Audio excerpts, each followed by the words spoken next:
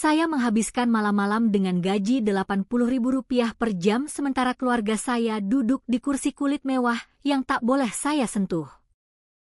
Selama berminggu-minggu, belanjaan muncul di depan pintu kos saya secara anonim.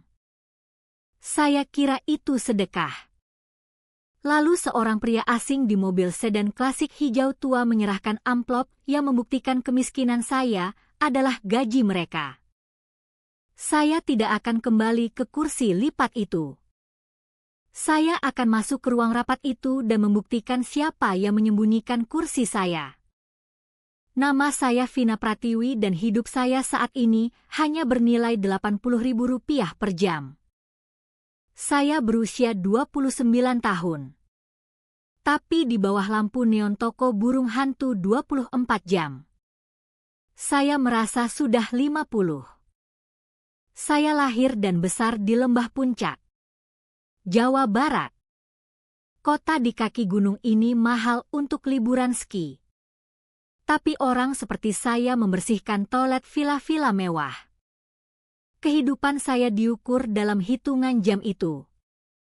1 liter susu sama dengan setengah jam hidup saya. Sepatu kerja anti-slip yang diminta Pak Dedi. Tapi tak dibayar. Menghabiskan hampir 4 shift penuh. Mantel sintetis yang mulai robek di ujung lengan menghabiskan 2 malam tidur saya. Mantel itu bahkan tak menahan angin dingin pegunungan. Hanya menyimpan bau pembersih lantai dan asap bensin di tubuh saya seperti kulit kedua. Jam 3 pagi Selasa akhir November. Bel pintu berdenting menandakan kedatangan masalah baru. Toko burung hantu bukan tempat orang datang saat hidup mereka baik-baik saja. Ini tempat untuk orang putus asa, mabuk, dan kesepian. Pria ini masuk kategori kedua. Dia bergoyang-goyang, memegang kaleng sarden yang dibelinya 2 hari lalu. Dia membanting kaleng itu ke meja. Bunyi logam bergema di toko kosong. Ini sampah, katanya dengan suara serak. Napasnya bau whisky murah dan rokok basi. Sudah kadaluarsa. Saya melihat tanggalnya memang sudah lewat 2 hari. Maaf, Pak, kata saya dengan suara datar seperti yang sudah saya latih. Saya bisa tukar dengan yang baru. Saya tidak mau yang baru, teriaknya. Ludahnya mengenai pembatas pleksiglas. Saya mau uang kembali dan ganti rugi waktu saya. Saya bisa refund harga belinya. Pak, ada kwitansi. Kwitansi? Siapa yang simpan kwitansi untuk sarden? Kamu kira saya bodoh? Kamu bilang saya bodoh. Tidak. Pak. Saya hanya butuh bukti untuk buka kasir sesuai aturan toko. Kamu tidak berguna, ejeknya sambil mendekat. Matanya merah dan jahat.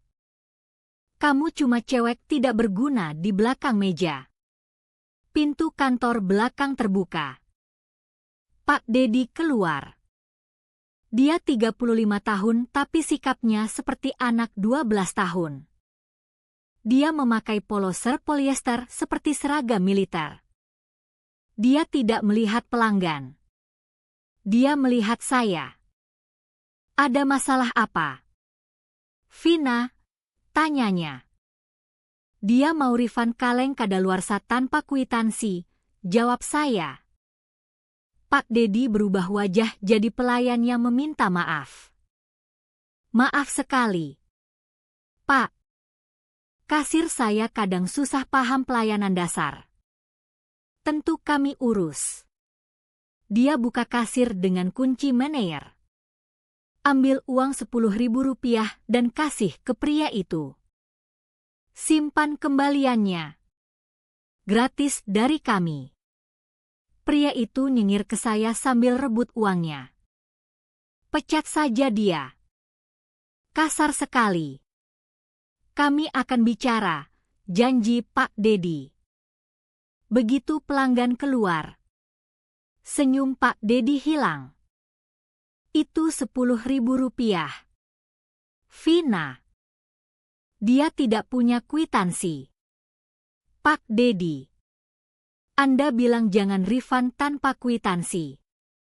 Dan kamu biarkan situasi memanas, balasnya sambil lipat tangan. Kamu buat toko jelek. 10.000 rupiah ini dari kantongmu. Masukkan ke kasir. Saya terpana. Anda serius? Ini ilegal. Anggap biaya pelatihan, katanya. Atau mau saya catat pelanggaran ketiga? Kita tahu apa yang terjadi di pelanggaran ketiga. Pratiwi. Saya lihat kasir. Lalu masukkan tangan ke saku. Jari saya sentuh serat dan uang 10.000 rupiah yang kusut untuk kopi vending. Saya tarik. Ratakan di meja. Masukkan ke laci. Nah, kata Pak Dedi puas. Lain kali jangan jadi bencana. Vina berantakan. Dan temui saya di kantor setelah shift. Kita bicara sikapmu. Vina berantakan. Julukan itu dipakai saat dia merasa kecil dan ingin membuat orang lain lebih kecil. Saya tidak masuk kantor saat shift selesai jam 8 pagi. Saya clock out. Layar berkedip shift selesai. 8 jam 640.000 rupiah dikurangi pajak 10.000 rupiah. Saya keluar ke parkiran. Udara pagi dingin menusuk celana tipis saya. Matahari mencoba terbit di balik gunung. Mewarnai langit pink kejam yang terlalu lelah saya hargai. Saya berjalan ke mobil karatan yang bunyi seperti binatang sekarat setiap dinyalakan. Saya sandar di pintu dingin. Tarik mantel lebih rapat. Saya ingin jerit. Saya ingin lempar sesuatu. Tapi tidak. Air mata panas marah mengalir. Meninggalkan jejak maskara di kain abu-abu. Saya menangis karena 10.000 rupiah. Bukan. Itu bohong. Saya menangis karena saya 29 tahun dan baru bayar untuk penghinaan. Saya menangis karena 10 tahun saya hantu keluarga. Ponsel bergetar. Saya hapus air mata dengan lengan. Tinggalkan noda maskara. Pesan dari ibu, rapat keluarga besok siang untuk rencana Natal. Jangan telat. Bawa makanan penutup. Yang murah saja. Kami sudah urus makanan utama. Saya tatap kata yang murah. Bukan perintah hemat. Tapi pengingat tempat saya. Makan malam minggu di rumah nenek dulu. Sekarang dikuasai Ibu Sinta dan Tante Rina. Adalah panggung status.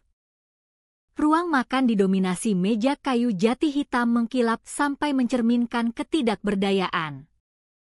Di sekelilingnya 12 kursi tinggi berlapis kulit merah anggur. Lembut. Permanen. Saya tak pernah duduk di salah satunya sejak usia 19. Sejak saya pilih kuliah seni bukan bisnis.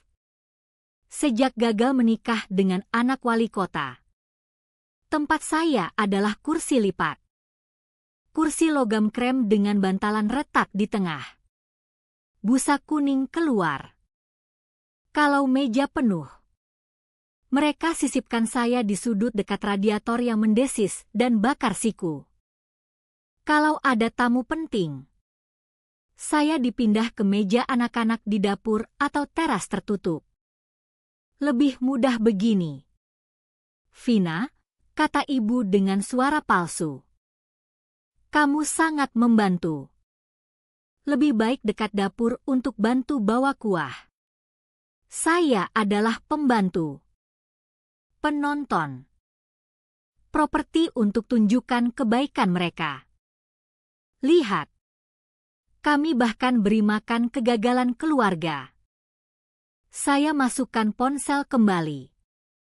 Tahun ini tidak, bisik saya ke parkiran kosong. Saya tidak sanggup kursi lipat lagi. Tangan gemetar karena dingin dan amarah saat cari kunci. Saat itulah saya lihat. Di ujung parkiran, jauh dari pintu toko, ada mobil yang tak cocok di tempat ini.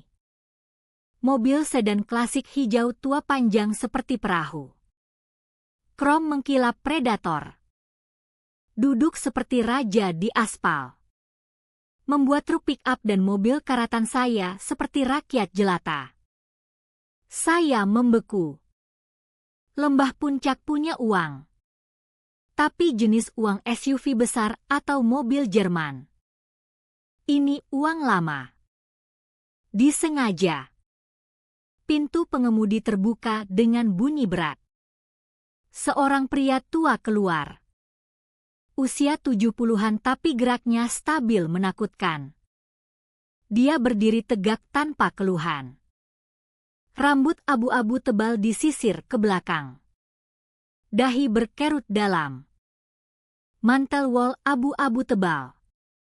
Kerah dilipat lawan angin. Dia tidak lihat sekitar. Langsung ke saya. Biasanya pria di parkiran ini lihat dengan lapar atau jijik. Pria ini lihat dengan pengenalan. Seperti sudah tunggu momen ini lama. Dia berjalan mendekat. Sepatu botnya berderit di kerikil. Dia tidak buru-buru. Dia kuasai ruang di antara kami. Insting saya ingin masuk mobil dan kunci pintu. Tapi kaki tak bergerak. Ada gravitasi darinya. Dia berhenti 3 meter. Tinggi. Menjulang. Matanya biru pucat tajam. Vina Pratiwi, katanya. Bukan pertanyaan. Pernyataan fakta. Suaranya dalam. Serak seperti ban di batu. Siapa Anda? Tanya saya. Suara tipis di udara dingin. Bagaimana tahu nama saya? Dia amati wajah saya. Maskara luntur. Mantel murah. Name tag toko miring di dada. Dia lihat karat di pintu mobil. Bukan iba. Marah. Tapi bukan ke saya. Saya Harun Wijaya, katanya. Udara keluar dari paru-paru saya. Wijaya. Nama itu terpampang di bata bank pusat kota. Dicat di truk kayu yang lewat jalan raya. Di plakat perpustakaan. Nama gadis Ibu Sinta Wijaya. Tante Rina Wijaya. Nama yang dipakai seperti perisai dan pedang. Kami Wijaya. Orang seperti kami punya standar. Tapi mereka tak pernah sebut Harun. Kakek saya konon sedang jauh atau pensiun di Bali atau sakit. Cerita berubah tergantung siapa tanya. Tapi implikasinya selalu wanita yang kuasai sekarang. Kakek saya, bisik saya. Saya kira Anda di panti atau sudah meninggal. Cerita nyaman, katanya. Dia masukkan tangan ke saku dalam mantel. Saya tersentak. Tapi dia hanya ambil amplop manila tebal. Disegel tali merah. Berat dan menggembung. Kamu kerja shift malam, katanya. Tengah malam sampai pagi. 5 hari seminggu. Ambil shift ekstra hari libur karena bayar 1,5 kali. Tinggal di apartemen basement Jalan Elm. Sewa Rp600.000 sebulan. Anda menguntit saya. Saya mengamati, Koreksinya. Ada bedanya. Dia mendekat. Selama 3 tahun terakhir. Setiap Selasa kamu temukan tas belanja di depan pintu. Beras. Pasta. Telur. Susu. Kadang coklat. Mulut saya terbuka. Tas-tas itu penyelamat saya. Saya kira dari gereja atau tetangga yang masak kebanyakan. Saya tak pernah tanya karena terlalu lapar. Saat hidup dengan Rp80.000 per jam. Kamu tak interogasi mukjizat. Itu Anda, tanya saya. Kenapa? Kenapa tidak ketuk saja? Karena kamu butuh makanan, katanya sederhana. Tapi tak butuh kewajiban. Belum saatnya.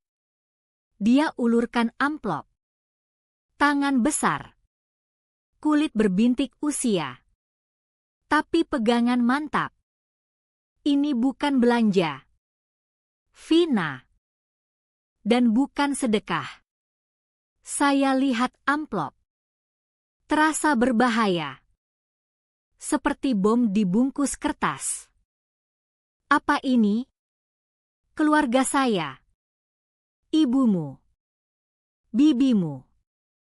Mereka percaya kekuasaan harus disimpan. Angin kocok rambut abu-abunya. Tapi dia tak berkedip. Mereka percaya meja milik mereka. Mereka percaya kamu milik kursi lipat. Dia dorong amplop ke tangan beku saya. Berat sekali. Dulu saya tinggalkan belanja karena ingin kamu bertahan hidup. Suaranya turun 1 oktav.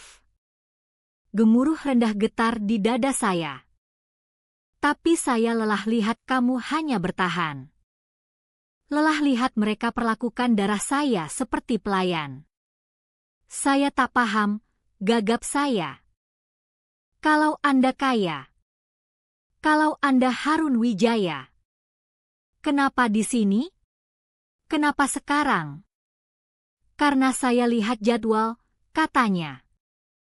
Mereka suruh kamu kerja Natal lagi. Dia lihat toko di belakang saya. Lalu mobil saya. Amplop itu berisi kebenaran. Vina. Kwitansi. Foto. Klausul hukum. Bukti bahwa selama 10 tahun terakhir.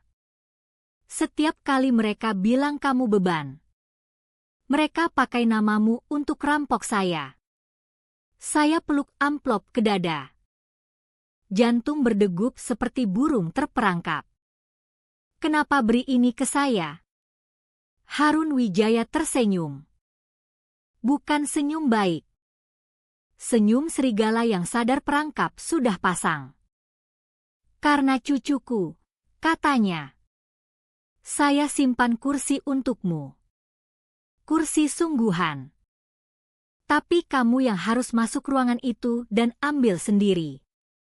Dia balik ke mobil Mercedes hijau. Tak pamit. Masuk. Pintu berat tutup dalam diam. Mesin menderu dalam. Dia turunkan kaca sedikit. Buka, katanya. Buka saat kamu siap berhenti jadi dana cadangan mereka. Kaca naik. Mobil mundur mulus. Meluncur ke jalan utama. Hilang di kabut pagi. Saya berdiri sendirian di parkiran dingin. Angin gigit wajah berair mata. Amplop terasa hangat. Berat. Seperti senjata. Saya lihat pesan ibu masih menyala di ponsel. Bawa penutup murah. Saya lihat toko di mana Pak Dedi mungkin sudah hitung Rp10.000 saya. Saya genggam amplop sampai kertas kusut. Saya tak akan menangis lagi. Saya buka mobil karatan. Lempar amplop ke kursi penumpang yang tak pernah dipakai. Nyalakan mesin. batuk dan tersendat sebelum hidup. Saya pulang. Lalu buka amplop itu. Dan kalau Harun Wijaya benar, saya tak akan duduk di kursi lipat lagi. Saya bawa amplop masuk apartemen seperti granat hidup. Tempat saya unit 1 kamar di atas laundry. Lantai bergetar setiap mesin cuci spin. Udara selalu bau pelembut dan kari basi dari warung sebelah. Saya kunci ganda. Bukan karena barang berharga. Tapi pertama kali saya pegang sesuatu yang orang lain bunuh untuk rebut. Saya duduk di tepi kasur di sudut. Tatap amplop manila. Tali merah diikat angka 8 ketat. Harun Wijaya. Kakek saya. Kesadaran pukul seperti tinju. 3 tahun belanja muncul di pintu ini. Saya makan beras itu. Masak pasta itu. Bertahan dengan selai kacang dan tuna kaleng. Kira itu kesalahan ban makanan atau tetangga punya hati nurani. Ternyata dia. Pria yang kuasai setengah real estate komersial Lembah Puncak menyelinap ke pinggiran kota tinggalkan telur dan susu untuk cucunya. Karena tahu ibunya sendiri tak beri makan. Saya tarik tali. Terbuka dengan desis kering. Saya balik amplop ke selimut pudar. Isinya tumpah kacau, kertas, plastik, logam, kwitansi bank termal melengkung. Laporan bulanan logo Bank Komunitas Lembah Puncak. Foto buram dari jauh tunjuk orang yang saya kenal lakukan hal tak saya tahu. Catatan panggilan telepon tebal. 2 benda bukan kertas. Kartu kunci plastik putih dengan nama saya, Vina Pratiwi, cetak hitam sederhana. Dan kunci besi berat dengan label kecil. Saya ambil kartu kecil putih kaku di atas tumpukan. Tulisan tangan tajam tinta hitam, klausul 14.3. Proksi musim semi. Di bawahnya alamat, Gudang Aman Lembah Puncak. Unit 214. Saya tak tidur. Adrenalin dari parkiran sekarang jadi bahan bakar roket di pembuluh darah. Saya ambil laporan bank pertama. Rekening trust Vina Pratiwi Pendidikan dan Pemeliharaan. Saya berkedip. Tak pernah dengar trust ini. Menurut ibu, uang keluarga ketat. Dia selalu bilang kakek Harun pikun dan kunci aset. Kami semua berjuang jaga standar Wijaya. Itu sebab saya kerja. Setiap bulan gaji dari toko. Saya tulis cek Rp300.000. Setengah penghasilan. Beri ke ibu. Dia bilang kontribusi utang rumah tangga. Ajari tanggung jawab. Saya lihat saldo. Bukan nol. Setiap tanggal 1. Deposit Rp4 juta dari Trust Warisan Wijaya. Rp4 juta. Saya dapat Rp1,2 juta sebulan dari shift malam. Kalau tak dipotong refund sarden. Saya scan buku besar. Uang tak tinggal. Tanggal 2 atau 3 tiap bulan. Transfer keluar. Transfer ke rekening pribadi Sinta Wijaya Rp2 juta. Transfer ke cicilan rumah Rina Wijaya Rp1,5 juta. Transfer ke klub golf Lembah Puncak Rp500.000. Saya mual. Ruangan miring. Saya ambil laporan tahun lalu. Pola sama. Rp4 juta masuk. Rp4 juta keluar.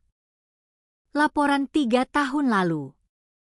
Saya duduk dikelilingi jejak kemiskinan saya sendiri dan susun arsitektur kebohongan mereka. bukan hanya curi dari saya. Lebih buruk. Mereka double dipping. Ibu Sinta naik Lexus SUV. Tante Rina baru renovasi dapur dengan marmer Italia impor. Mereka klaim hadiah teman kaya atau investasi cerdas. Mereka hidup dari dana trust saya. Dan twist paling kejam adalah Rp300.000 yang saya serahkan tiap bulan. Mereka suruh saya kerja shift malam. Berdiri sampai lengkung kaki ambruk. Tahan hinaan pelanggan lempar makanan kadaluarsa hanya untuk ambil separuh uang itu juga.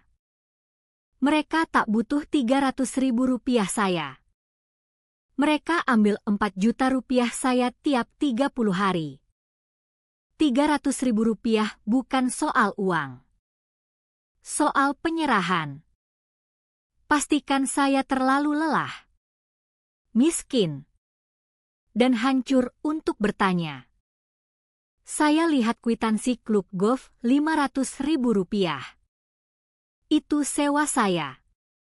Mereka main golf dengan uang sewa saya sementara saya tidur di kamar bergetar mesin cuci. Saya lempar kertas ke ruangan. Terbang tak berbahaya ke lantai. Tapi di dada saya sesuatu patah. Ikatan terakhir rasa bersalah. Ide bahwa mungkin saya memang beban. Mungkin saya berhutang karena mereka besarkan saya. Saya tak berhutang apapun. Mereka berhutang segalanya. Saya lihat matahari terbit lewat jendela kotor. Fajar abu-abu dingin. Jam 6 pagi. Saya mandi. Gosok bau toko sampai kulit merah. Pakai jeans bersih dan sweater abu. Masukkan kartu kunci putih dan kunci besi ke saku. Saya bawa mobil karatan ke pinggir kota. Gudang aman Lembah Puncak adalah benteng metal bergelombang dan kawat berduri di lahan belakang rel kereta lama. Saya parkir di gerbang utama. Tak ada penjaga. Hanya kipat dan pembaca kartu. Saya turunkan kaca. Engsel berderit protes. Angkat kartu putih ke pembaca. BF. Gerbang besi berat bergeser buka. Harun tak cetak kartu kemarin. Protokol akses aman tak dibuat semalam. Dia sudah tunggu.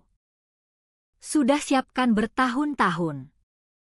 Saya lewat deret pintu oranye sampai unit 214. Unit ber-AC di blok dalam. Saya keluar mobil. Tangan gemetar. Tapi bukan dingin kali ini. Masukkan kunci besi ke gembok. Berputar mulus. Klik terlumasi baik. Buka kait. Gulung pintu ke atas. Saya kira lihat furnitur lama atau kotak pajak. Ternyata ruang perang.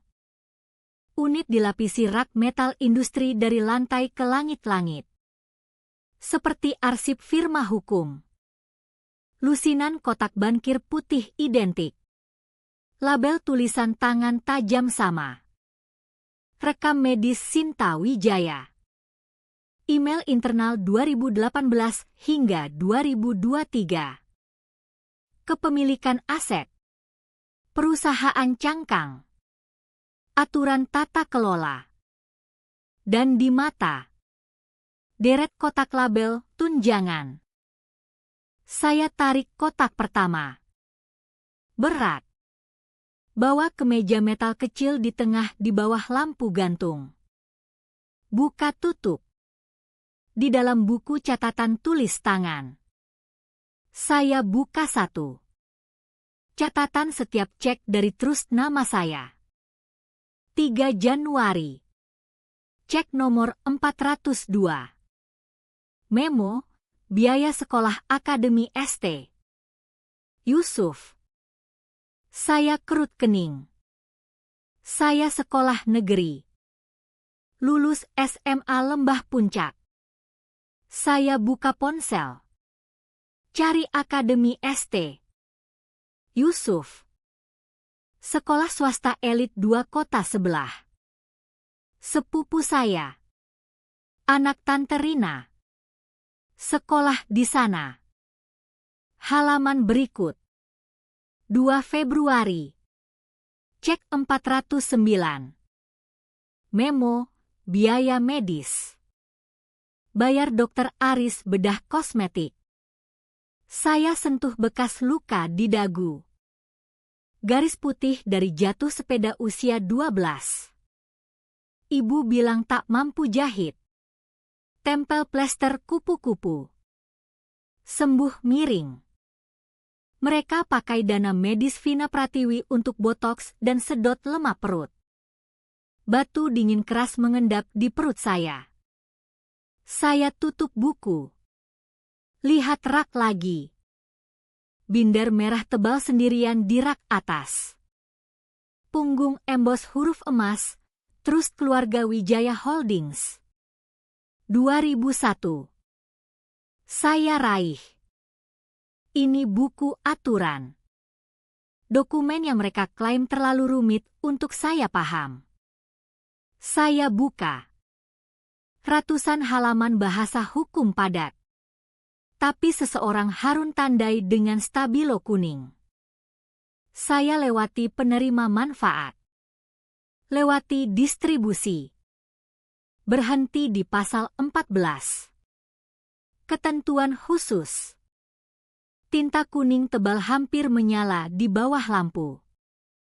Klausul 14.3. Proksi musim semi. Saya baca, jika keturunan langsung pendiri dianggap dewan dikecualikan dari manfaat utama trust. Tapi mempertahankan pekerjaan dan tempat tinggal independen minimal 6 bulan berturut tanpa bergantung aset keluarga Wijaya. Maka keturunan itu diberi hak suara pendiri. Menggantikan truste saat ini sampai Dewan anggap pengecualian diperbaiki.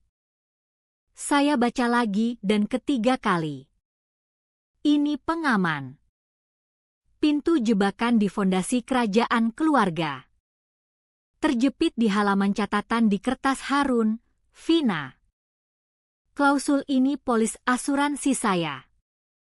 Saya tulis 20 tahun lalu karena takut apa yang ibu dan bibimu jadi kalau diberi kekuasaan tanpa kendali. Saya sebut proksi musim semi karena tidur sampai syarat terpenuhi. Ironi syaratnya. Hanya aktif kalau mereka perlakukan anggota keluarga seperti orang asing. Kalau mereka beri kursi di meja. Beri bagian adil. Klausul ini tak berguna. Kamu hanya penerima biasa tanpa kuasa. Tapi dengan memotongmu. Paksa kerja upah minimum. Suruh bayar sewa sendiri dan tolak akses dukungan keluarga. Mereka tak sengaja kualifikasi kamu untuk posisi paling kuat di perusahaan. Kamu sudah kerja di toko burung hantu 5 bulan 3 minggu. Bayar sewa sendiri. Tak ambil uang dari mereka. Malah beri uang ke mereka. Kamu satu-satunya di keluarga ini mandiri finansial. 6 bulan ambang batas. 25 Desember tepat 180 hari. Saya turunkan binder. Tangan gemetar. Mereka ciptakan algojo sendiri. Setiap kali Pak Dedi teriak. Setiap makan mie instan. Setiap tambal sepatu dengan lakban. Saya dapat poin untuk rebut kerajaan mereka. Saya lihat dasar kotak. 1 amplop lagi. Lebih besar. Isi foto glossy. Saya keluarkan foto. Gambar makan malam Natal tahun lalu. Tahun sebelumnya. 5 tahun lalu. Sudut kamera tinggi. Kemungkinan kamera keamanan Harun pasang di rumah utama. Ruang makan mandi cahaya emas hangat. Lampu gantung berkilau. Meja set kristal dan perak. 24 kursi kulit tinggi. Orang tertawa. Ibu angkat gelas anggur. Tante Rina beri anjing potongan daging utama di bawah meja. Dan di setiap foto, didorong ke sisi dekat jendela angin atau radiator mendesis, ada kursi lipat metal. Tapi di foto tahun lalu, saya bahkan tak di kursi. Saya berdiri. Pakai seragam toko karena langsung dari shift. Pegang nampan perak berat dengan kalkun. Layani sepupu. Dan di kursi lipat tempat saya, tumpukan mantel bulu. Mereka pakai kursi saya sebagai rak mantel. Saya tatap gambar. Lihat wajah saya sendiri di foto. Lelah. Abu-abu. Paksa senyum saat layani orang yang curi masa depan saya untuk bayar anggur mereka minum. Rak mantel lebih sakit daripada pencurian. Pencurian keserakahan. Rak mantel penghinaan. Saya letak foto di atas binder merah. Lihat tanggal di ponsel. 28 November.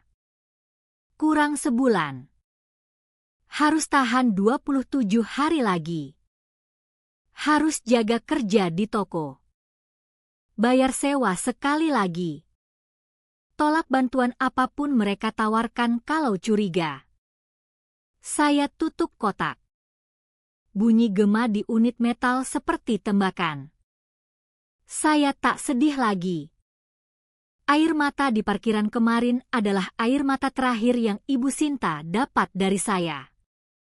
Saya ambil kartu kunci putih. Usap huruf timbul nama saya. Saya akan selesaikan 6 bulan. Kerja setiap jam setiap shift. Dan di hari Natal, saya tak bawa penutup murah. Saya bawa cek. Saya kemas binder merah. Buku catatan. Foto keransel usang. Gulung pintu. Kunci dengan kunci besi. Saat jalan balik ke mobil, matahari akhirnya tembus awan. Lemah dan berair.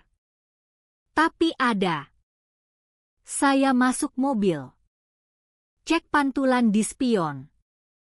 Lihat lelah. Miskin. Seperti gadis yang bisa dibuli bayar 10.000 rupiah kesalahan orang lain. Bagus.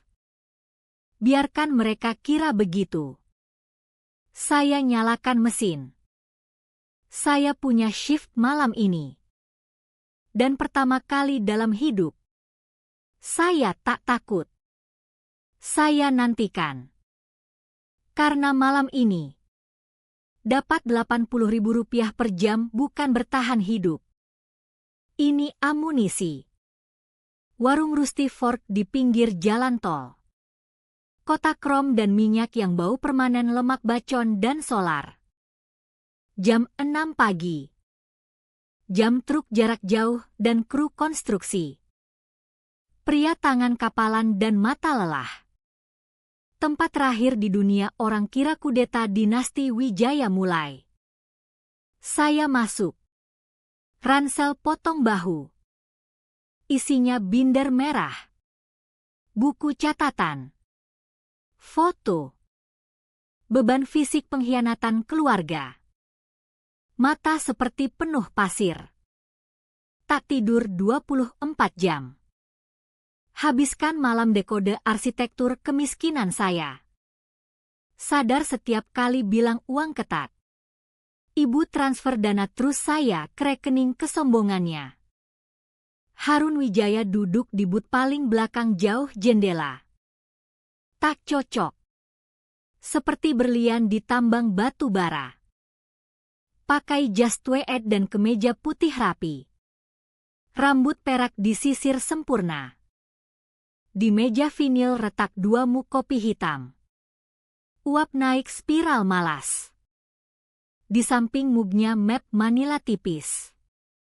Saya geser ke but seberang. Vinil berderit. "Kamu kelihatan lelah," katanya. "Bukan simpati. Seperti montir nilai mesin." "Saya baca binder," kata saya. Suara serak. "Baca buku catatan." "Anda tahu." Tahu mereka curi dari saya bertahun-tahun. Saya curiga. Harun koreksi. "Minum kopi." Saya tahu mereka serakah. Tahu mereka merasa berhak. Tapi butuh tahu apakah kejam. Ada beda. Vina. Serakah ambil lebih dari bagian pai. Kejam ambil remah dari orang kelaparan di sebelah. Dia dorong mug kedua ke saya. Saya lingkarkan tangan dingin. "Kenapa?" tanya saya. "Kenapa biarkan? Anda Harun Wijaya. Bisa hentikan dengan telepon. Kenapa biarkan saya hidup dari tuna kadaluarsa dan kerja di toko sementara mereka renovasi dapur dengan uang saya?" Harun letak mug. Lihat mata saya dan sejenak saya lihat baja yang bangun kota. "Saya sebut mesin Wijaya," katanya. "Setiap keluarga mesin punya roda gigi dan tuas. Biasanya kamu tak tahu mesin terbuat dari apa sampai jalankan maksimal. Sampai overload." Dia condong depan. "Kamu, Vina, tes stres." Saya mundur. Biarkan mereka kira saya tua dan tak terlibat. Biarkan mereka ambil kemudi. Ingin lihat mesin lakukan saat putus siapa penting dan siapa tidak. Ingin lihat apakah mereka kencang ikat pinggang saat distribusi terus dibatasi atau mereka masukkan kamu ke roda gigi supaya mereka nyaman. Saya tatap dia. Saya eksperimen. "Kamu bukti," katanya. Dan mereka gagal. Pilih peras cucu tanpa suara daripada batalkan satu keanggotaan klub golf. Mereka turunkan tekanan. Itu gravitasi di keluarga ini. Tapi mereka lupa satu hal tentang gravitasi. Bisa dibalik kalau ubah fulcrum. Dia ketuk map tipis di meja. Itu bawa kita ke klausul 14.3.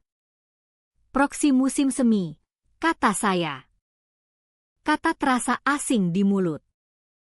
Hukum dan dingin. Pat. Saya tulis klausul itu 20 tahun lalu. Virus dorman di aturan perusahaan. Dirancang temukan pemimpin yang paham nilai rupiah karena harus dapat sendiri. Butuh keturunan langsung dikecualikan sistematis dari manfaat keluarga sambil pertahankan penghasilan independen 6 bulan berturut. Dia lihat saya tajam. Penghasilan independen.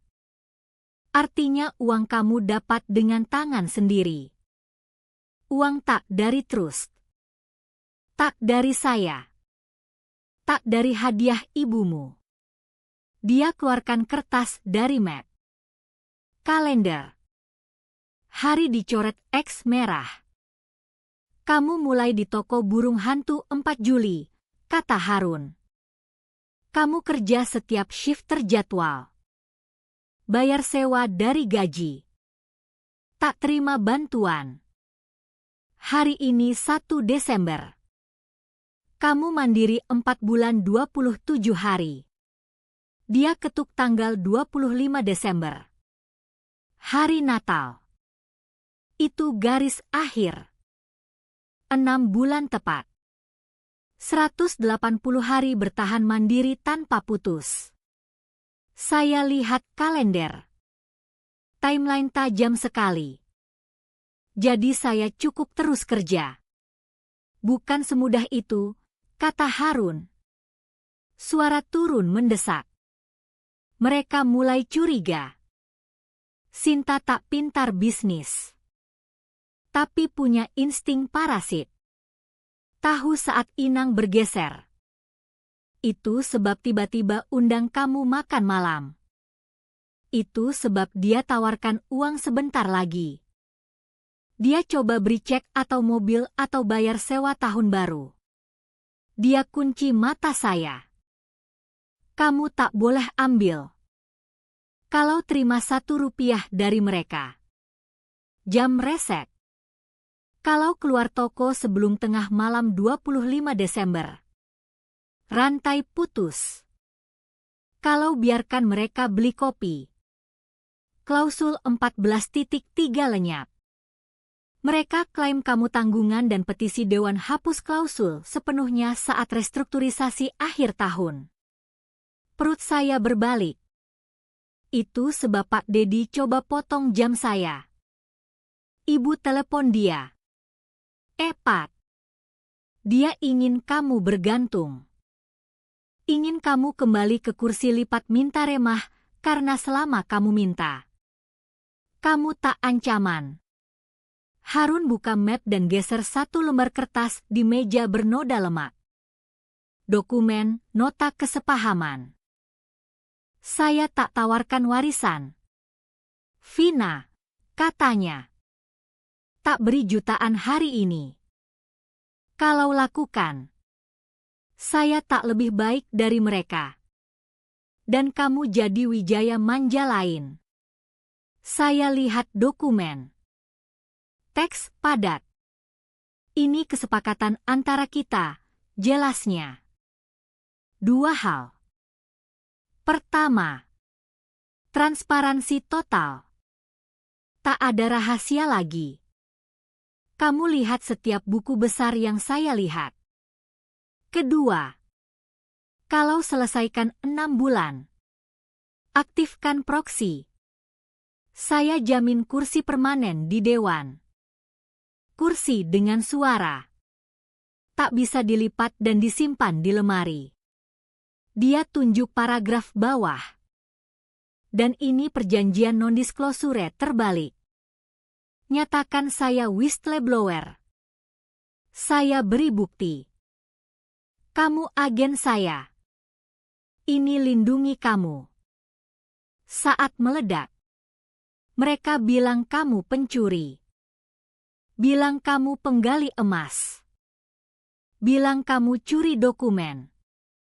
Kertas ini buktikan kamu bertindak atas otoritas pendiri. Ubah tuduhan mereka jadi debu. Saya baca kata, bertindak sebagai agen ditunjuk Harun Wijaya untuk pulihkan integritas fiduciari. Saya tak ingin hancurkan keluarga, kata saya pelan. Tak ingin perang. Saya hanya ingin berhenti jadi lelucon. Berhenti duduk dekat radiator. Kamu kira ini balas dendam, kata Harun. Bukan? Kamu marah pada mereka. Saya marah pada mereka. Balas dendam emosi, kata Harun. Potong udara dengan tangan. Balas dendam berantakan. Habis terbakar. Saya tak tertarik balas dendam. Saya tertarik kalibrasi. Dia sandar. Pertama kali kelihatan seperti kakek ajar pelajaran. Keadilan struktur. Vina. Keadilan matematika.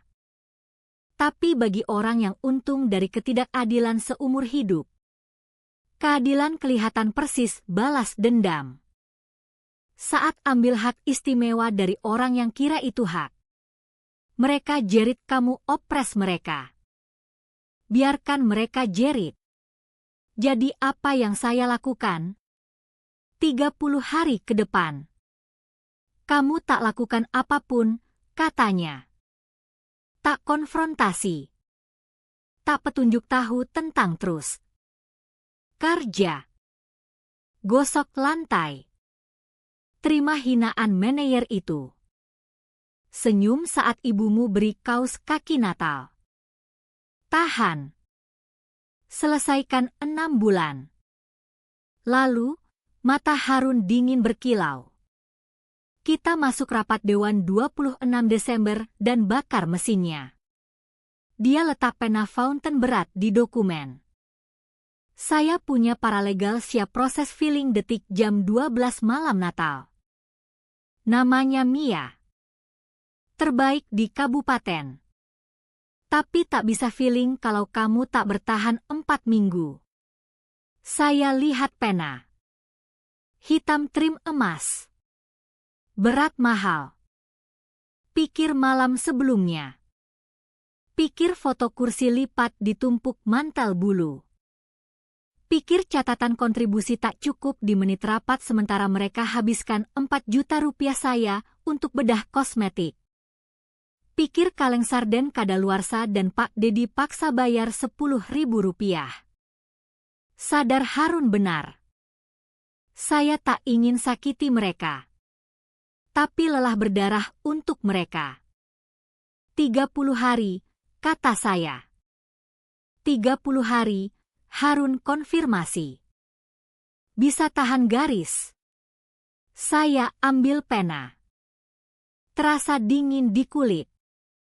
Ingat biasanya tanda tangan di lembar shift toko. Terburu. Minta maaf. Saya tekan ujung pena ke kertas. Tulis Vina Pratiwi. Tak lingkar. Tekan keras. Tinta mengalir gelap permanen. Garis bawah. Dorong kertas balik ke dia. Saya akan kerja malam ini, kata saya. Dan kerja di Natal. Bilang paralegalmu siap. Harun ambil kertas. Cek tanda tangan. Angguk sekali. Bukan angguk kasih sayang. Angguk komandan terima prajurit ke barisan.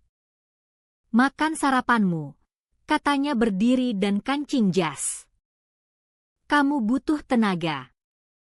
Dia tinggal 50.000 rupiah untuk 2 kopi dan keluar. Saya lihat dia pergi. Lihat mobil hijau mundur lewat jendela warung. Saya duduk sendirian di booth. Pelayan datang isi ulang kopi. Kamu baik-baik saja? Nak, tanya dia. Lihat ransel. Kamu kelihatan bawa beban dunia di sana. Saya lihat dia. Sentuh tempat dokumen tadi. Tidak, kata saya. Saya baik. Baru dapat deskripsi kerja baru. Oh ya. Bayar lebih baik dari yang lama. Saya senyum. Senyum tajam berbahaya yang terasa baru di wajah. Akhirnya, kata saya. Bayar dengan kursi. Kantor Mia Langford di lantai 2 gedung bata merah pinggir distrik bersejarah. Terjepit antara penjamin dan dokter gigi. Udara tangga bau debu. Tapi saat buka pintu, bau jadi kopi gosong dan toner printer baru. Bau birokrasi. Tapi tajam agresif. Harun bilang dia paralegal freelance. Saya kira kerja dari rumah. Salah. Mia Langford institusi dalam tubuh 155 cm. Pakai blazer biru kerajaan tajam potong kaca. Rambut diikat kencang sampai mata selalu skeptis. Vina Pratiwi, katanya.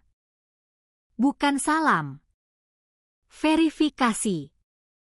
Ulur tangan di meja penuh notes hukum. Saya jabat. Genggamannya besi. Sakit buku jari. Bangunkan lebih baik dari kafein Harun.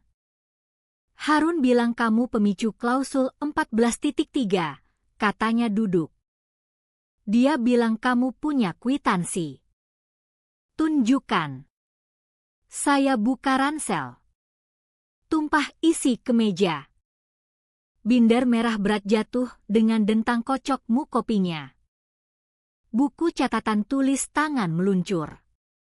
Tumpukan foto terbuka di permukaan.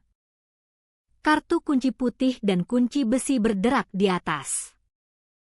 Lalu saya ambil dari saku jas tumpukan kertas baru dari Bank Komunitas Lembah Puncak 1 jam lalu. Saya ke bank dulu, cerita saya. Pakai kartu kunci Harun verifikasi identitas dan minta laporan 6 tahun rekening terus. Lalu minta teller cetak log setiap transfer otomatis. Saya ingat wajah teller. Brenda. Kenal ibu bertahun-tahun. Wajahnya pucat saat saya bilang batalkan order tetap. Kamu mau stop transfer label ibu?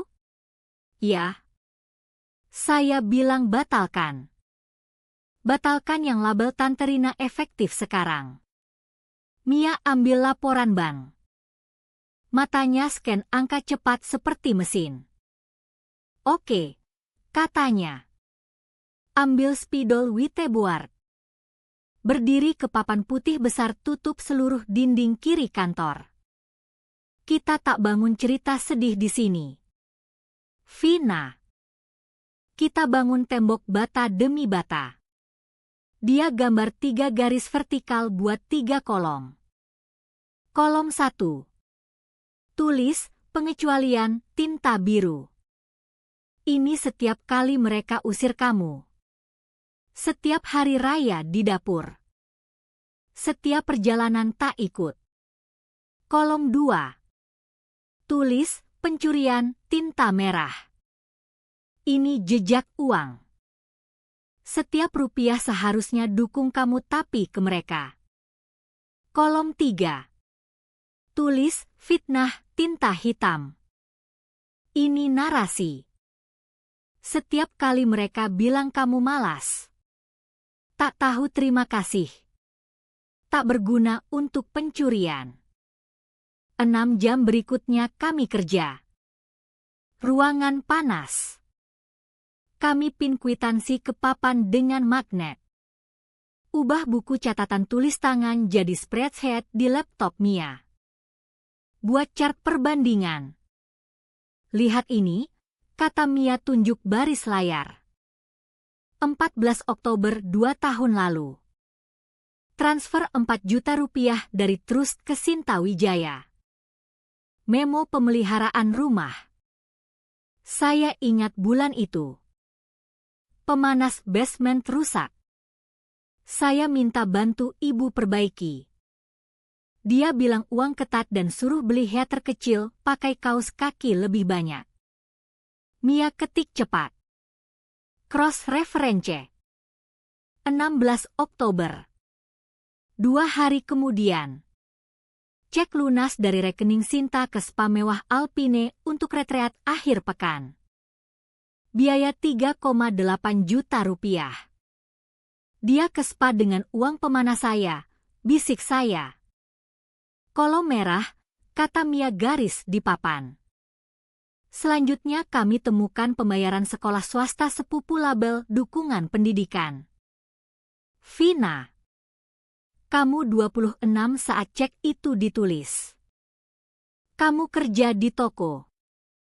Kolom merah. Kata Mia. Lalu sampai pengeluaran benar-benar untuk saya. Daftar pendek menyedihkan. Sewa apartemen basement 600.000 rupiah. Sepatu kerja 30.000 rupiah. Cuci seragam 12.000 rupiah. Mereka habiskan lebih untuk grooming anjing sebulan daripada rumah saya setahun. Saya lihat angka. Grooming anjing 80.000 rupiah kunjungan. 2 kali sebulan. Mia tak beri simpati. Beri strategi. Bagus. Itu main baik. Juri suka anjing. Tapi benci orang perlakukan anjing lebih baik daripada anak. Dewan juga benci. Karena kelihatan mismanajemen fiduciari kasar. Sekitar siang. Bel pintu berbunyi. Jun Morales. Junho sekeeper di Estate Wijaya 20 tahun sampai artritis parah. Wanita kecil mata baik hati dan tangan bengkok kerja. Saat lihat saya, dia peluk. Bau vanila dan wol lama. Pak Harun telepon saya, katanya. Bilang saatnya cerita kebenaran tentang teras. Mia duduk Jun.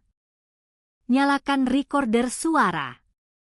Sebut nama dan hubungan dengan keluarga. Jun Morales. Saya kepala Ho sekeeper 1995 sampai 2015. Bu Morales. Pernah lihat Vina Pratiwi dikecualikan dari makan keluarga? Jun lihat saya. Mata berair. Setiap Thanksgiving. Setiap Natal. Bu Sinta bilang meja penuh. Suruh saya siapkan tempat Vina di teras belakang. Tertutup tapi tak dipanaskan. Desember kamu lihat napas di sana. Pernah tawarkan kursi dalam? Selalu ada kursi ekstra. Kata Jun suara gemetar marah tertahan. Simpan di lemari penyimpanan. Kursi indah. Tapi Bu Rina bilang jangan keluarkan. Buat ruangan terlalu ramai. Lalu dia letak mantel bulu di kursi kosong sebelahnya.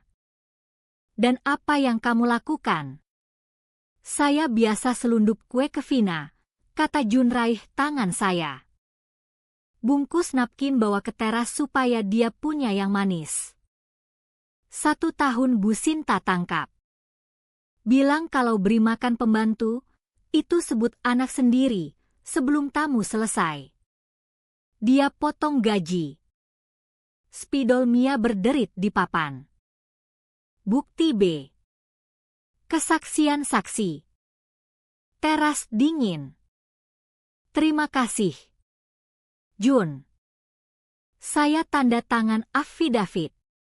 Kata Jun tepuk tangan saya. Saya selalu tahu hari ini datang. Saat Jun pergi, ponsel bergetar. Pesan dari tetangga atas. Saya selesai analisis metadata. Kamu perlu naik. Noah. Noah programmer di unit atas saya. Pemalu sekali. Jenis pria lihat sepatu saat salam di koridor. Tapi jenius data. Saya minta bantu pagi tadi untuk sisi digital. Mia dan saya ke apartemen saya. Noah tunggu. Ruang tamu terang 3 monitor. Saya scrape profil media sosial publik Sinta Wijaya, Rina Wijaya, dan 5 anggota keluarga lain. Kata Noah tak lihat mata tapi ketik cepat. Download setiap foto tag makan malam keluarga. Natal. Thanksgiving. Atau perayaan Wijaya 10 tahun terakhir. Dia buka grid gambar. Saya jalankan algoritma hitung. Noah jelas. Hitung jumlah manusia di frame versus jumlah kursi di meja utama. Dia tunjuk grafik. Di 92% acara. Orang lebih sedikit daripada kursi. Ada kursi kosong di meja utama hampir setiap kali. Jadi bukan masalah ruang. Kata Mia. Bukan. Kata Noah. Pilihan. Tapi lihat ini. Dia klik file. Saya buat time-lapse. Ambil foto sudut sama ruang makan White's Hot dan urut kronologis. Dia play. Video 90 detik. Menghancurkan. Tahun berlalu. Dekorasi ganti merah ke emas ke perak. Orang tua. Anak tumbuh. Rambut uban. Tapi satu hal konstan. Di sudut kanan bawah frame dekat perapian duduk kursi lipat. Kadang saya di situ. Kadang kosong. Tapi di meja utama selalu celah. Celah isi tas. Celah isi mantel. Celah isi keranjang hadiah. Lalu Noah tambah audio. Saya temukan video 3 tahun lalu. Kata Noah. Rina rekam toas tapi tak stop rekam. Saat duduk. Video play. Gambar meja. Audio jernih. Gelas berdenting. Tawa. Lalu suara. Tante Rina. Di mana Vina? Datang? Suara ibu. Oh, biarkan dia duduk ruangan lain. Dia bukan kontributor kan? Rusak suasana kalau dia merengut soal shift di pom bensin. Rina. Taruh di meja anak atau teras. Saya tak mau lihat seragam polyester murah saat makan daging utama. Ruangan hening. Itu. Kata Mia tatap layar. Tembakan mematikan. Dia lihat saya. Kita punya sopir? Harun beri daftar. Saya bilang telepon dia di jalan. Namanya Frank. Dulu sopir shuttle perusahaan. Dia tunggu di kantor. Kami balik gedung bata merah. Frank tunggu di koridor. Pria besar leher seperti batang pohon. Pakai kemeja mekanik pudar. Pak Harun suruh cerita tentang perjalanan pantai. Kata Frank putar topi di tangan. Musim panas 2021. Lanjut. Kata Mia pena siap dinotes. Bu Sinta pesan van perusahaan. Bilang untuk acara apresiasi klien. Frank bilang dia suruh saya bawa seluruh keluarga ke pantai. 8 jam. Mereka menginap Grand Resort. Tag ke dana pengembangan klien. Siapa di van? Mia tanya. Sinta. Rina. Sepupu. Suami. Bahkan anjing. Vina ada? Frank geleng. Tidak. Bu. Bahkan saat keluar kota. Bu Sinta suruh berhenti di toko burung hantu. Saya kira jemput Vina. Tapi Bu Sinta turunkan kaca dan kasih tas laundry ke Vina. Bilang. Karena kamu kerja anyai. Antar ke laundry saat istirahat. Saya tutup mata. Ingat malam itu. Berdiri di asap pom bensin. Pegang baju kotor liburan ibu sementara dia pergi ke pantai pakai uang legal saya. Kolom biru. Kata Mia suara keras. Dan kolom merah. Itu penyalahgunaan dana perusahaan dan penghinaan pribadi sekaligus. Jam 5 sore papan penuh. Permadani kekejaman. Mia mundur lihat. Kita punya forensik keuangan. Katanya. Punya kesaksian pengecualian. Punya bukti digital kursi tersedia. Punya audio niat degradasi. Dan pola pakai dana perusahaan untuk kesenangan pribadi sementara penerima manfaat kamu hidup miskin. Dia balik ke saya. Kita tak ke pengadilan sipil. Vina. Bukan? Tanya saya. Bukankah di situ gugat ganti rugi? Sipil butuh tahun. Kata Mia. Mereka tarik. Ajukan motion. Tawarkan damai. Buat kamu kelihatan anak serakah di pers. Dia ketuk binder merah. Kita ke Dewan Direktur PT Wijaya Holdings. Dewan. Perusahaan benci litigasi. Mia jelas. Takut investor. Turunkan harga saham. Tapi lebih dari itu. Dewan benci dibohongi. Ibu dan bibimu tak hanya curi dari kamu. Curi dari perusahaan. Pakai sopir perusahaan untuk liburan. Pakai terus keluarga yang perusahaan kelola sebagai dana cadangan. Itu bukan perselisihan keluarga. Itu penggelapan. Itu penipuan. Dia senyum. Hal mengerikan disaksikan. Kalau gugat, mereka terdakwa. Kalau bawa ke dewan, mereka liabilitas. Dewan tak tunggu hakim. Mereka eksekusi di ruang rapat selamatkan reputasi perusahaan. Jadi apa sekarang? Tanya saya. Kita bangun dosier. Kata Mia. Kita paket semua ini. Video.